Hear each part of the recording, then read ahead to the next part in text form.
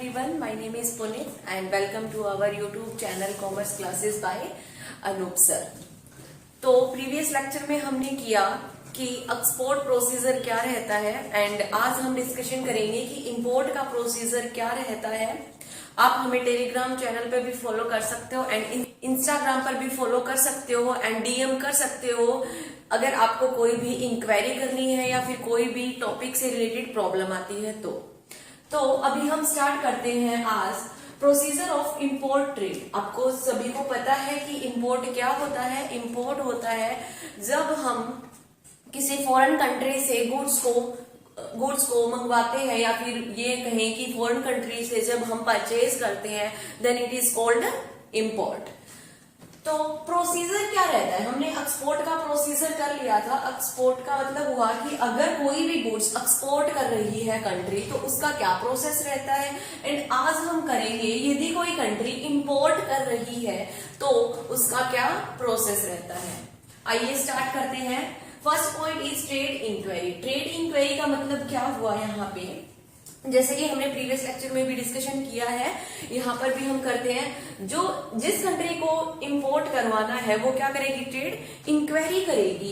Inquiry करेगी different countries में। मान लो इंडिया को क्या करना है, इंपोर्ट करना है, तो डिफरेंट कंट्रीज के पास से इंक्वायरी करेगी। ये लगा लो 1 country, 2 country, 3 country, 4th, 5th, 5 countries के पास इंक्वायरी कर रही है एंड पांचों कंट्री क्या भेजेगी आपको, जो पांचों कंट्री है वो भेजेगी प्राइस किस क्वालिटी में है, किस प्राइस पे है, कब पोर्ट होगा, किस सिस्टम के द्वारा पोर्ट किया जाएगा, शिपमेंट से, रेलवे से, ओके, पैकेजिंग कैसी होगी। तो डिफरेंट टाइप अपने अकॉर्डिंग ये क्या करती है, सेंड करती है। एंड अब जो इंडिया है उसको जो दी बेस्ट लगेगा कि ये हमारा प्राइस वाइज भी सही है, क्वालिटी वाइज भी सही है, तो उसको क्या कर देगी, ऑर्डर कर देगी एंड सेलेक्ट कर लेगी। मान लो कि जो नंबर 5th कंट्री है, जो मान लो नंबर 5th यूएस है, यूएस ने जो भेजा है आपके, जो भी आपने गुड्स की डिमांड की है उसी के अकॉर्डिंग प्राइस एंड क्वांटिटी जो सेंड की है वो आपको एक्सेप्ट कर ली आपने या आपको अच्छी लगी। ओके, फर्स्ट पॉइंट में आ जाता है फिर ट्रेड इंक्वायरी। सेकंड पॉइंट में आता है फिर procurement of import licence and obtaining and IEC number. अब आप क्या करोगे, आपको पता चलेगा कि हमें इंपोर्ट करना है यूएस से, ओके, तो आपको क्या करना पड़ेगा, आपको एक इंपोर्ट लाइसेंस बनवाना पड़ेगा अपनी गवर्नमेंट से, क्योंकि अगर आपके पास इंपोर्ट लाइसेंस नहीं है तो आप इंपोर्ट नहीं कर सकते गुड्स अदर कंट्री से।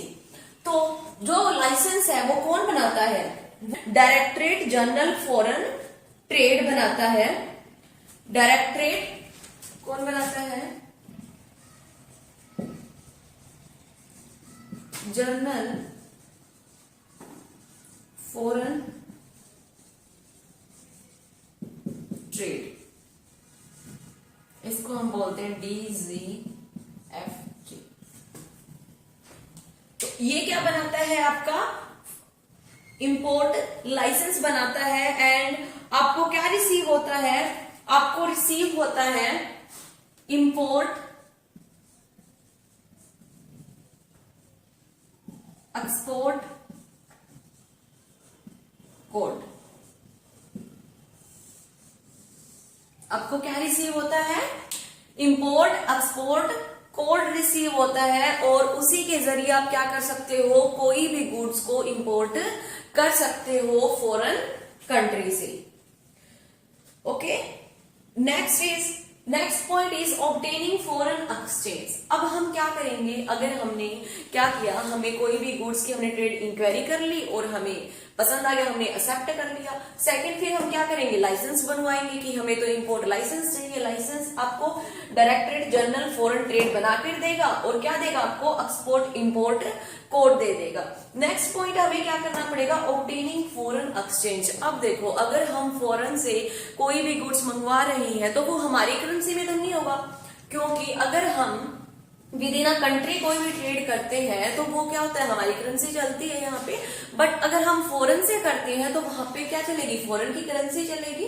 तो हमें क्या करना पड़ेगा, हमें पेमेंट करने के लिए फॉरेन एक्सचेंज करवाना पड़ेगा, या अगर हमें डॉलर में पैसे चाहिए तो हमें रुपीज को किस में एक्सचेंज करवाना पड़ेगा, डॉलर में एक्सचेंज करवाना पड़ेगा। अगर हमें एक्सचेंज करवाना पड़ेगा तो हमारे इंडिया में कौन करता है, by exchange control department of reserve bank of India. RBI क्या करेगा, आपको एक्सचेंज करके मनी प्रोवाइड कर देगा। एंड आरबीआई भी कर सकता है, एंड आरबीआई ने जिस बैंक को ऑथोराइज कर रखा है, ऑथोराइज पर्सन है, वो क्या कर देंगे, एक्सचेंज कर देंगे आपकी करेंसी को। नेक्स्ट आता है हमारा placing order and indent. Okay, अब हम क्या करेंगे, हमने क्या करवा लिया, एक्सचेंज भी करवा लिया। अब करेंगे हम ऑर्डर प्लेस कर देंगे कि हम फॉरेन में बोल देंगे कि आप हमारा ऑर्डर प्रिपेयर कर दीजिए। ये पढ़ा है पहले भी, प्रीवियस लेक्चर में भी पढ़ा है हमने इंडेंट। इंडेंट क्या होता है, इंडेंट एक डॉक्यूमेंट होता है फॉर प्लेसिंग एंड एक्सपोर्ट और इंपोर्ट ऑर्डर।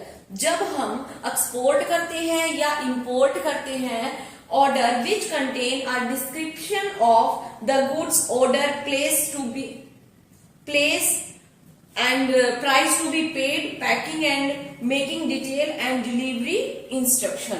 क्या होता है, जिसके अंदर सारी इंस्ट्रक्शन लिखी हुई होती है कि किस प्राइस पे देंगे आपको, किस प्लेस पे आपका जो गुड्स है वो डिस्पैच होगा, सारी इंफॉर्मेशन आपको दी हुई होती है, वो होता है, उसको हम बोलते हैं इंडेंट। उसको हम क्या बोलते हैं, इंडेंट बोलते हैं। So next point is obtaining letter of credit. अब हमें क्या ऑब्टेन करते हैं हम, लेटर ऑफ क्रेडिट। जब फॉरेन कंट्री या जो एक्सपोर्ट कंट्री है, अगर वो हमारी गुड्स प्रिपेयर कर रही है, गुड्स को बना रही है, तो वो लार्ज क्वांटिटी में होता है। अगर वो लार्ज क्वांटिटी में होता है तो उसका प्राइस भी लार्ज पे करना पड़ता है हमें। बट एक्सपोर्टर को ये हो जाता है कि कहीं आपकी पेमेंट ना कर पाए तो, अगर इंपोर्टिंग कंट्री अगर आपकी गुड्स की पेमेंट ना कर पाए तो ओके, तो उनको तो क्या होगा, लॉस हो जाएगा। अगर पेमेंट नहीं की तो वो क्या करेंगे इतने सारे गुड्स का।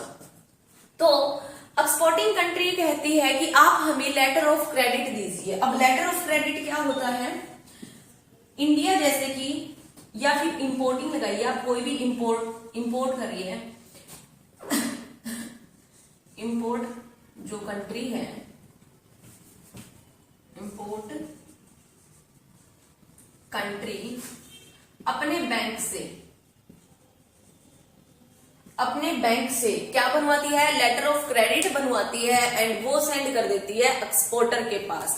और लेटर ऑफ क्रेडिट में क्या होता है, लेटर ऑफ क्रेडिट में क्रेडिट वर्थिनेस होती है कि हाँ, जिसे आप एक्सपोर्ट कर रहे हो वो पर्सन सही है, एंड वो आपको पेमेंट टाइम पे कर देगा। ये बैंक क्या देती है, श्योरिटी देती है एक्सपोर्टर को। ओके, तो हमारे 5 पॉइंट्स हो चुके हैं। नेक्स्ट पॉइंट पे हम आते हैं अरेंजिंग फॉर फाइनेंस। अब फॉर फाइनेंस में क्या आएगा, जो इंपोर्टर होता है वो एडवांस में ही पेमेंट का अरेंजमेंट करके रखता है, क्योंकि जब एक्सपोर्टर गुड्स को आपके पोर्ट तक पहुंचा देता है तो आपको क्या करनी होगी, पेमेंट करनी होगी एट अ टाइम। तो लॉसेस से बचने के लिए एंड गुड्स को रिसीव करने के लिए एडवांस में ही क्या अरेंज करता है इंपोर्टर, फाइनेंस को अरेंज करके रखता है। नेक्स्ट आ जाती है हमारी receipt of shipping advice. Receipt of shipping advice क्या होती है, यहाँ पे ये एडवाइस वाली सलाह वाली नहीं है, यहाँ पे एक डॉक्यूमेंट के लिए बोला गया है शिपिंग एडवाइस। शिपिंग एडवाइस किस डॉक्यूमेंट के लिए बोला गया है, जिसके अंदर जब गुड्स शिप में लोडेड हो जाता है, देन जो एक्सपोर्टर होता है वो शिपिंग एडवाइस देता है इंपोर्टर को, जिसके अंदर क्या क्या इंक्लूड होता है, जिसके अंदर इनवॉइस इंक्लूड होता है, invoice number, bill of landing, name of vessels, port of export, description of goods and quantity, and date to be dispatch of goods. तो ये सारी इंफॉर्मेशन आपको गिवन होती है किसमें, शिपिंग एडवाइस में। Next point is retirement of import document.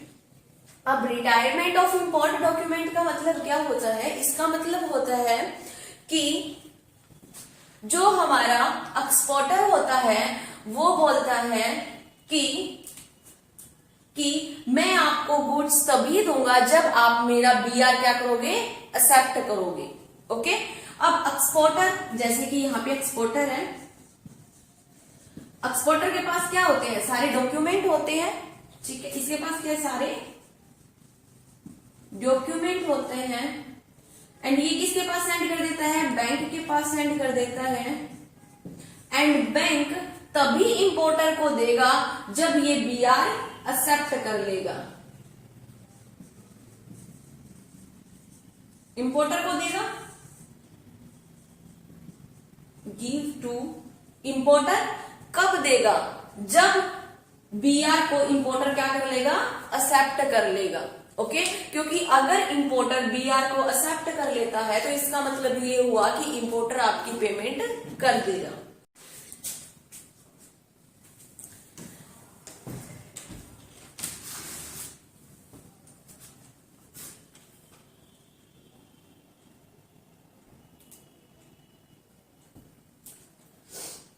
Next point is arrival of goods. Arrival of goods क्या होता है, arrival of goods as per the contract of exporter and importer, जब goods को ship में loaded कर दिया जाता है तो वो शिप में लोडेड करने के बाद क्या होगा, इंपोर्टिंग कंट्री के पास आएगा।